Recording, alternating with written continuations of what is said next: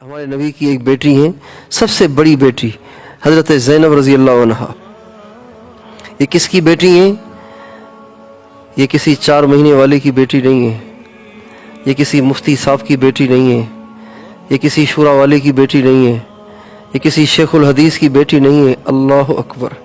یہ نبیوں کے سردار کی بیٹی ہیں، یہ نبیوں کے جگہ نہیں ہے نا، کہاں ڈال رہے ہیں؟ یہ نبیوں کے سردار کی بیٹی ہیں، خاتم الانبیاء کی بیٹی ہیں۔ اور آپ علیہ السلام نے جب ان کا انتقال ہوا تو فرمایا میری بیٹی نے میرے لیے بڑی تکلیفیں اٹھائیں، میری بیٹی نے میرے لیے بڑی تکلیفیں اٹھائیں۔ مکہ معظمہ میں رہتی تھیں، آپ علیہ السلام کفار کی اذیتوں کی وجہ سے اللہ کے حکم سے مکہ چھوڑ کے مدینے آ گئے۔ حضرت زینب مدینے میں ہی رہتی تھی۔ 2 برس کے بعد 2 سال کے بعد 2 سال باپ سے جدائی، باپ کو نہیں دیکھا، آپ نے بھی ان کو نہیں دیکھا۔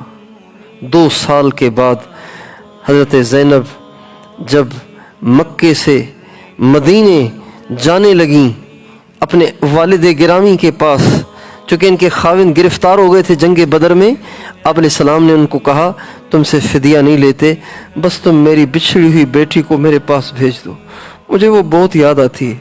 چنانچہ ابو العاص واپس آئے، حضرت زینب کو وہاں سے بھیجنا چاہا۔ حضرت زینب جب مکے سے مدینے آنے لگیں تو حبار ابن اسود نے ایک برچھا حضرت زینب کی اونٹنی کو مارا، جس سے اونٹنی نے چھلانگ ماری۔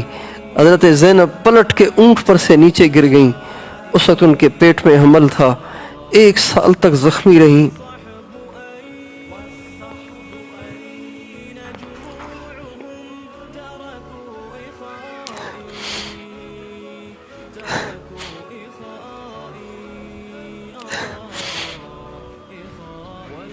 اس کے بعد ان کا انتقال ہو گیا۔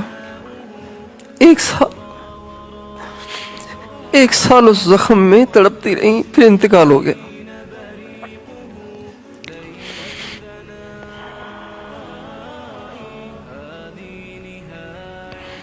جب ان کا انتقال ہوا، آپ علیہ السلام نے ان کے جنازے کو اٹھایا۔ بیٹی کا جنازہ اٹھانا آسان نہیں ہوتا،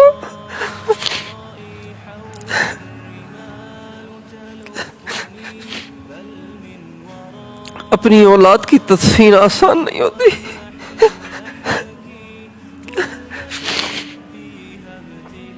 اولاد کی تدفین آسان نہیں ہوتی، بڑا کٹھن مرحلہ ہوتا ہے، بڑی کٹھن آزمائش ہوتی ہے۔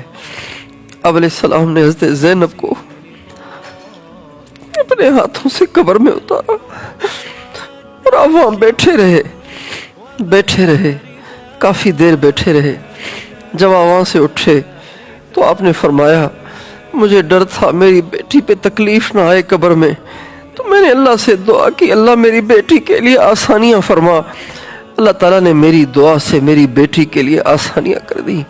میں آپ ساری پردے میں بیٹھی ہوئی بہنوں بچیوں سے پوچھتا ہوں، آپ حضرت زینب سے زیادہ مقدس تو نہیں ہیں، آپ ان سے زیادہ عالی شان نسبت کو حاصل کیے ہوئے تو نہیں ہیں، پھر آپ موت سے کیوں غافل ہیں؟ پھر آپ قبر کے اندھیرے سے کیوں غافل ہیں؟ پھر آپ آخرت کے مرحلوں سے کیوں غافل ہیں؟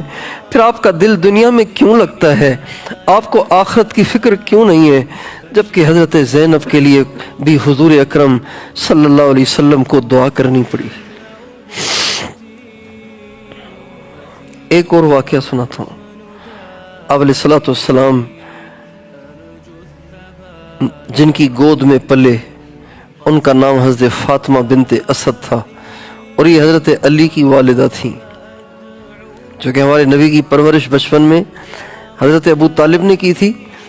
تو ان کی اہلیہ کا نام فاطمہ بنت اسد ہے۔ حضرت علی کی والدہ محترمہ مسلمان ہو گئی تھیں، فاطمہ بنت اسد۔ مدینے کے قیام کے دوران حضرت فاطمہ بنت اسد کا انتقال ہو گیا۔ جب ان کا انتقال ہوا نا تو आपने इनकी कब्र खुदवाई जन्नतुल बकी में, और कब्र खुदवा के आप खुद उस कब्र में लेट गए। सरकार दो आलम वजह कायनात मोहम्मद मुस्तफ़ा, मेरी माँ, मेरा बाप, मेरा सब कुछ उन पे कुर्बान हो, खुद कब्र में लेट गए, खुद कब्र में लेट गए। साहबा ने पूछा, रसूलल्लाह आप कभी किसी की कब्र में लेटे नहीं, आप कब्र खुदवा के खुद क्यों लेट गए, आप खुद क्यों लेट गए? आपने फरमाया मैं इसलिए लेट गया ताकि ये मट्टी, इस कब्र की मट्टी मेरे जिस्म को छुए और इसकी बरकत से अल्लाह मेरी माँ पे कब्र में आसानी करे। हज़रत अली की वालिदा, हमारे नबी को बचपन में परवरिश करने वाली को तो इस बात की ज़रूरत है कि सरकार दो आलम खुद कब्र में लेट कर अपनी बरकत को वहाँ मुंतकिल करें, ताकि इनकी वालिदा, ताकि इनकी परवरिश करने वाली माँ पे आसानियाँ हों।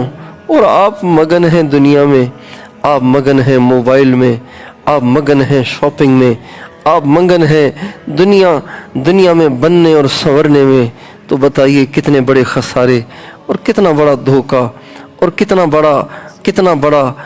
बड़ा खसारा, कितना बड़ा घाटा है।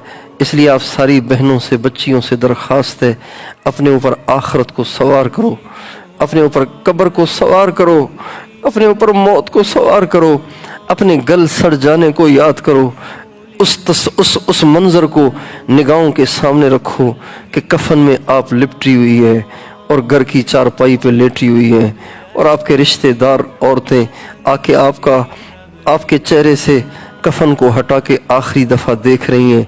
इस मंज़र को हर आन हर घड़ी अपनी निगाहों के सामने रखो, कभी इसको भूलो नहीं।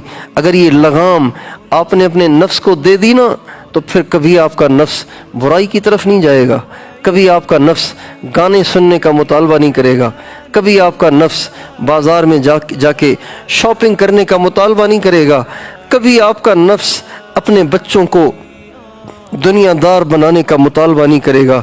हमेशा फिर आपको अल्लाह की याद रहेगी, दीन पे चलना आपके लिए आसान रहेगा, और अपने घरों में दीन का माहौल बनाना आपके लिए आसान होगा।